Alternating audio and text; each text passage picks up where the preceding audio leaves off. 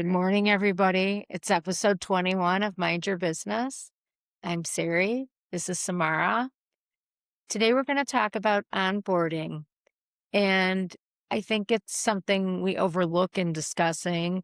We don't even talk about it always necessarily in the interview process, but I do think it sets the tone for how somebody accepts the culture uh, within your business. Take it I away, Sam. agree. I absolutely agree. First of all, I just realized it's our 21st podcast. 21st How are we not podcast. doing this from out west?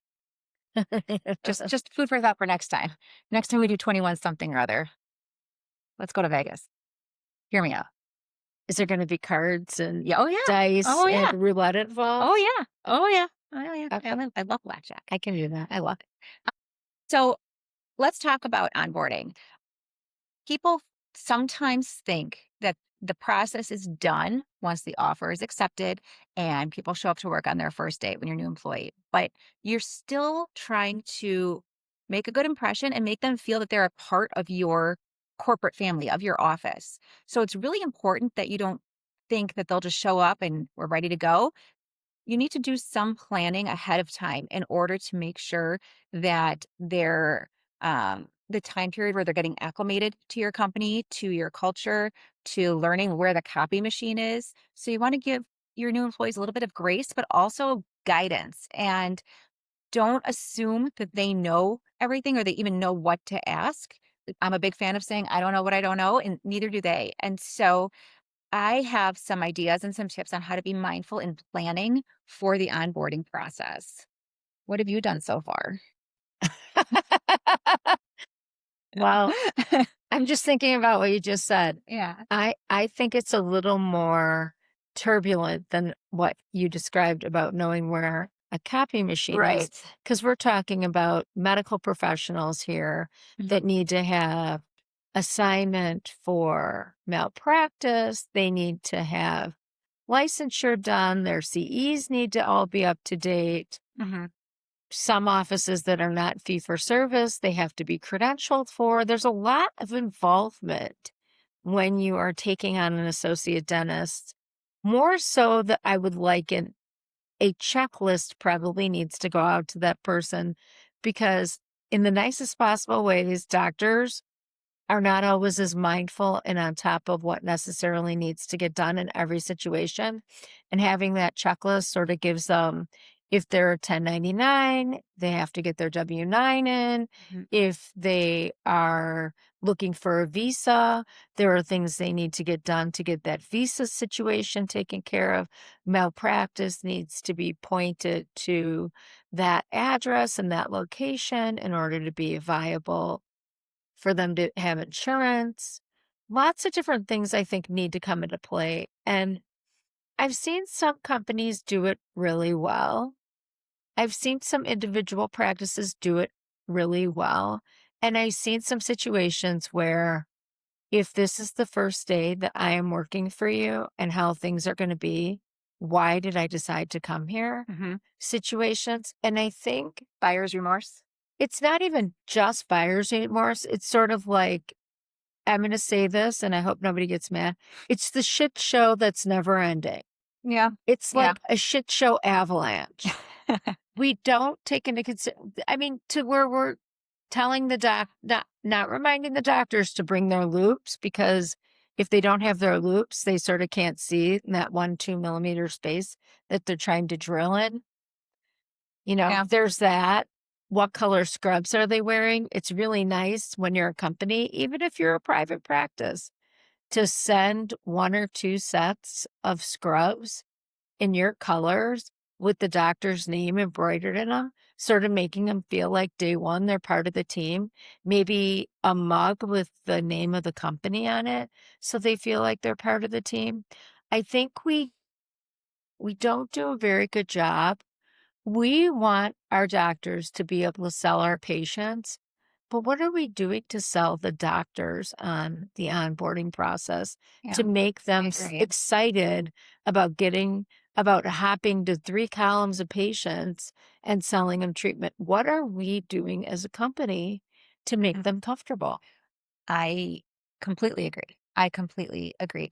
I come from the recruiting background of more office recruiting, whereas you come from doctor recruiting. Right. So I was coming to this conversation more like for hygienists or dental assistants, even just because you're still Right. onboarding them. They're all part of your team and they're all part of the patient 100%. interface. And so I'm going to just kind of pivot for onboarding the support staff for a second here. So when you're onboarding support staff or the hygienists or dental assistants, receptionists, you name it, I would suggest creating different checklists or lists. For example, what are the top 10 things you want this person to get comfortable with in the first 90 days? What are, 'cause nobody's going to jump in with both feet right away 100% of the time, but what are things that you really want them to tackle or to master within that first quarter of working with you?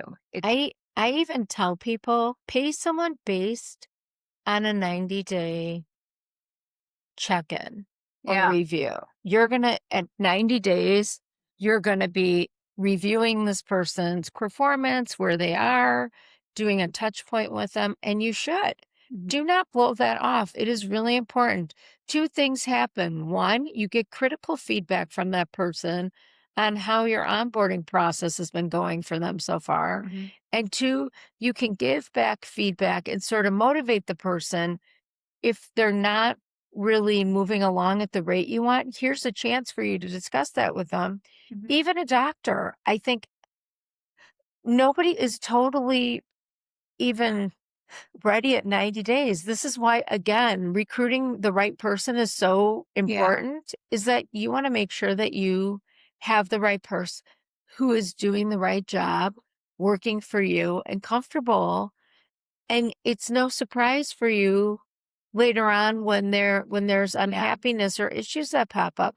You're the pulse of that. This is your company, your brand. And if you don't allow people a little autonomy, but a Right. lot of grace and getting them really comfortable with your company and your corporate culture, then you lose all the way around because you're going to keep rehiring people to Yeah. replace somebody. Not everybody is Absolutely. a small version of you. And back to the 90-day, the review, when your employee starts, I would also recommend having a list of crucial job proficiencies, things that you want them to master by any given point. But Milestones?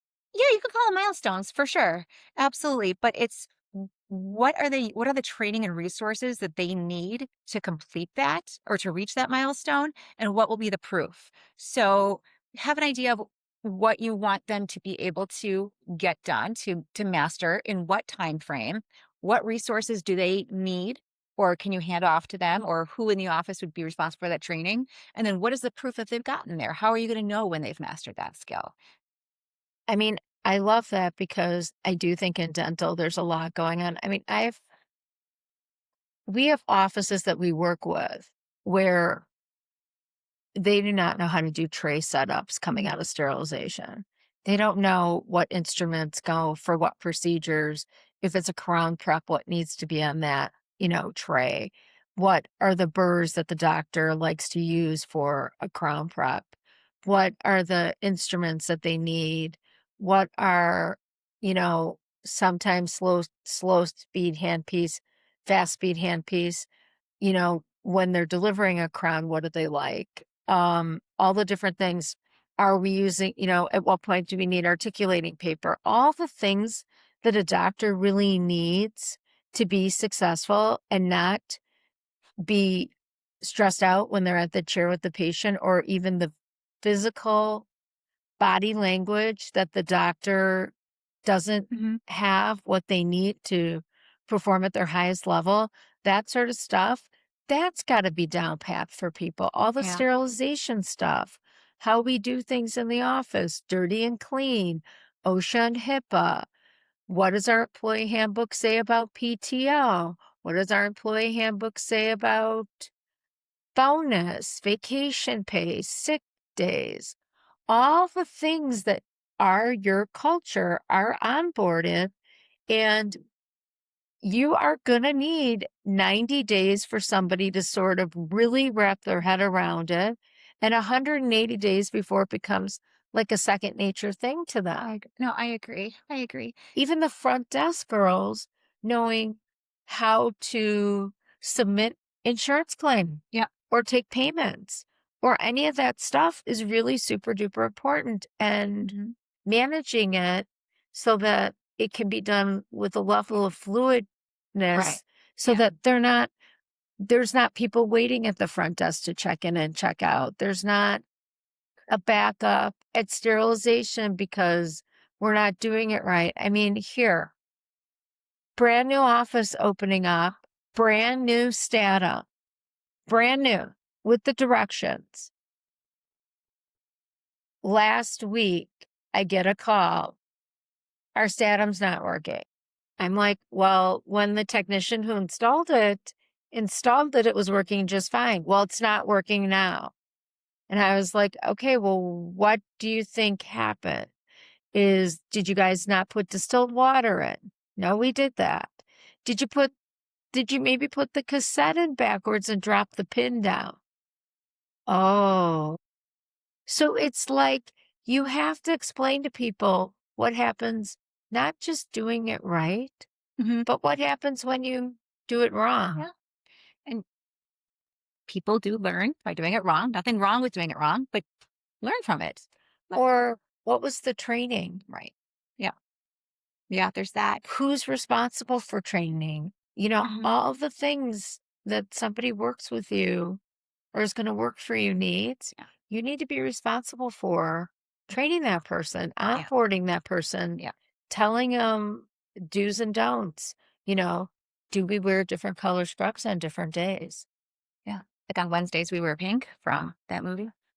See what I'm saying? Okay, great. So here's something else that I think is really interesting to point out, and that is when you have a new employee, it's also time to look and say, wait, what was our old former employee doing that didn't work, and what can we change? It is a great opportunity to start fresh in some areas. And so, what I think is really important is before somebody starts, sit down with a pad of paper and, okay, what needs to be improved? Nothing's ever 100% perfect. What needs to be improved? I love that. And what are your specific goals for improvement? What does it need to be done? And then take a step back and just do a little inventory assessment. Well, what are our strengths? What's working really well for us? Where do we have weaknesses? Where do we need to improve? And what are some solutions to reaching these goals? And what obstacles can we eliminate with this new employee's hire? So you're saying like some self awareness, Hmm. corporate awareness Yeah. of, are we still even these core values? Is our Yeah. mission statement still on track? Are we embodying what we say we want to embody? That's Yeah. really hard though, especially when a lot of practice owners are doctors. Yeah. They don't have time for self reflection. Yeah. But can I tell you the secret? I'm I would dying. Is it? do your exit interviews. Find out why people are leaving. I mean, have we said that before? Did we I do a think we whole did an entire podcast on podcast on it, that? but that is the answer. You almost don't need to do self-reflection because the answer is provided in the person who just left. I know, but like, here's the thing. Yeah. You and I see this. We're seeing it. We're dealing with it. I need a hygienist. We hire a hygienist. Now I need an assistant. We're hiring an assistant. Now I need a front desk person. We're hiring a front desk person. Now we've moved all the way up the scale. I need another associate doctor. And what you don't understand is within a month, you have now pulled 4 tickets for us to hire for you. Yeah. Maybe it's a you thing and not a them thing. And even if you think you're doing exit interviews or that you have your finger on the pulse of what's going on in your Yeah. office, Yeah. if 4 people are being replaced or you're irritated to the point where you're replacing them, however it is, they're leaving because they found something different or you're replacing them, it's a you problem, not a them problem.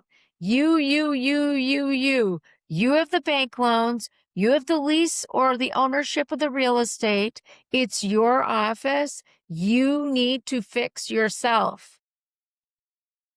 Is that mean?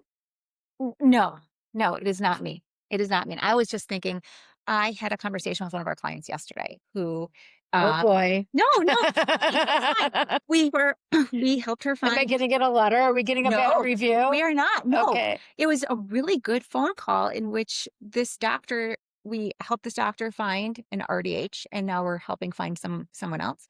And this doctor said to me, I know I have a culture problem and I need to replace this person because I know that this person is toxic and they need to be replaced. But I recognize that, and I recognize that my office does not have a good reputation for culture right now. And I was blown away at that level of humility. Like, I get it. But then did you go to the next question and say, are you looking internally and being a little self-realizing to know that something might be going on with you and the way that you handle things? I didn't because we're a tag team. I'm going to tag you in for that one. I am not going there. I'm going to be 56 years old. I can tell you one thing. I can't fix anymore. Yeah. I fixed a lot. I have Yeah. am fixing people, but I'm not fixing anyone anymore because I I the cinder block thwart on the top of my head from banging my head against the wall with people. It's just not it, it's you. And I can't explain why it's you. But I have a couple clients where I now realize we have one client and it is not them actually. Okay. But their slowness in response to Correct. letting the toxicity build up, that is them. Yes, that is. If Yes. you are keeping somebody and you know Agreed. they're toxic, Yeah. off with your head, baby. Yeah. No, that's very, You've very got true. to just rip the Band-Aid Yeah. off. Be short staff. Hire someone from a temp agency. But stop allowing, once you show people that you allow it, Yeah. that's It's all over. open season for everybody to Oh, yeah. act the way they want. Oh, yeah. Anarchy, if you will. Yes. I mean, is I that a thing? Anarchy. um, I learned the word from Breakfast Club when I was young. Oh, I thought you were going to tell me it was the word of the day. No, I haven't done it yet though. It's a little more challenging today. Really? I did it this morning about 3 I'm going to a.m. use my starter word. We'll see how I get. Here's something, Sari, is that we've been talking a lot about the first 90 days. You alluded to 180 days. I don't think somebody is fully acclimated, fully comfortable until it's been a full year for in a relationship, in a business, in a business setting, in an Don't they employee. tell you, like, don't marry anybody Yeah. till you've seasons? That's where I was going with So this. maybe you need to know if someone has SAD or if somebody Oh. has summer dysfunctional disorder, which what I call summer dysfunctional disorders. Are you ready? Yeah, go. Yeah. It's 2 o'clock in the afternoon and the golf Yeah. course is calling my name. Sounds like somebody. What does that sound like? Steven? A little bit. So, but what I was going to say is, so we've talked about what you want somebody to be able to accomplish in the first 90 days. Have a goal of what you want them to do every quarter for that first year. Rome was not built in a day. Your new employee is not going to master it all in one day or in the first 90 days. Be realistic in what your expectations are and what you want them to be able to accomplish, be able to master, be able to get comfortable with over the course of a year in every quarter. If you want people to mirror who you are, master follow up and follow through. Interesting. Dropping the ball Yeah. on humans that you have expectations of growth for is also on you. Yeah. Because if you aren't showing them that it's important to grow and to master certain accomplishments within your organization, Yeah. then for them, again, that's how the toxicity happens. When you let your guard down and don't follow up and follow through with people, then they will be exactly what you end up seeing at the end of the day. Which is why texting is such a great invention for somebody like me. Because my ideas sometimes don't come into full bloom until 9 o'clock at night when I'm they do. rewinding the day in my head and thinking to myself, oh, that window is still open. Right. But Yeah. I will tell you guys that my desk does no longer look like my head, it's organized. Mhm. It doesn't look it doesn't look like, 3 Mile Island and a nuclear No, bomb just went off it up does there. not. It does not. We talked a lot about what having your office ready to go when your employee shows up for their first day. I don't know if we spent enough time talking about what that means and what has to happen. So I'll have also a list of what needs to happen when somebody shows up on the first day, who in your office is responsible for doing it, and what does that mean? For example, do you have an IT person who needs to give this person an email address so their email address and signature are ready to go on day one? Does this person need, you mentioned credentialing, who does it and how do you know that it's going to be done on time? So make sure that you're able to have a list of what needs to be done prior to this person starting. Do they have log on credentials for their computer system? Do they have a password? Do they have a username? You name it. But most offices have 2 computer systems. Tell me more. Okay, well, in the dental world, there's usually a management slash electronic health record Hmm. system, which would be Dentrix, Open Okay. Dental, EagleSoft, Curve, et cetera, et cetera. Is that kind of like Epic in like the other healthcare It is side? a, and actually Epic, I believe, has a dental Mm. software Oh, they're from package Madison, aren't they? now. Yes, they are. Mm. Shout out to the Badgers. Broad. The other system is where everything else is housed, where the Microsoft or the Google Oh, or whatever they're using to do daily function yeah. stuff, spreadsheet, analysis reports, Brutal. whatever. Um, and both should have passwords. And the reason it's important to know that there's a differentiator between the two is once you get into the management software, you're in full effect of HIPAA. And you Yeah. have to know what can you look at and what can't you look at within someone's chart. Yeah. And you have to know that if you're a clinical staff versus administrative staff, Hmm. that there are different Levels of security, for each access. Yeah. one and access. And the only person that should have access to both, besides the practice manager, is the owner. Yeah. So there's a lot Hmm. of onboarding stuff that like needs to be overcome. And my suggestion is always like, look, if you can bring someone in for like a half a day, Hmm. sit with the administrative staff, sort of see what goes on up in the front, have your scrubs on, and go back and see how sterilization is run. Not everybody's sterilization is the same. Now, legally, you don't just have one sharp spin. You should have a sharp spin in every room that treatment is being done. So, like how you do things, Hmm. that half a day of bringing someone in to shadow and pay them, Yeah. shocking Yeah. because they're there working and On their absorbing side. information so Yeah. that when they start, they Yeah. can have a little context to what they need to be doing Agreed. is Yep. really important. I agree. I agree. I love that you agree. No dummies there. I didn't think that you were. I No, just I do was agree with that. there's I just a lot of right, information. right. And even if you're hiring another hygienist, a doctor, an assistant, and they've worked other places, how you do things and the order in which you do things is much different than the other office I agree. because the I agree. practice is about you and your brand. So Yeah, you're going to be different than how somebody else agree. Yeah, own it. did Absolutely. things. It's your brand. You own it. Be open to some feedback. Again, that self-reflection is self-awareness is really important also. But yes, your name is on the door. I mean, I've had doctors ask me, well, what kind of composite do they use in that office for fillings? Hmm. What kind of hand pieces? Oh, some doctors only like electric hand pieces and they don't like air compressed hand pieces. And so a lot of that stuff might not be found out during the interview process. It's a really good time Yeah. to find out about it then.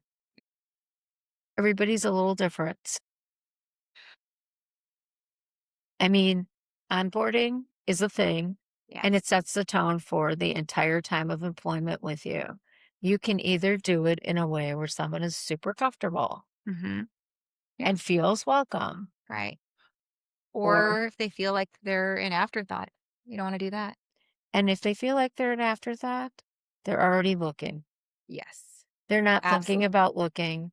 Nothing you're Yep. gonna do is gonna change them. Nope. That first impression means everything. Absolutely. So be mindful of that.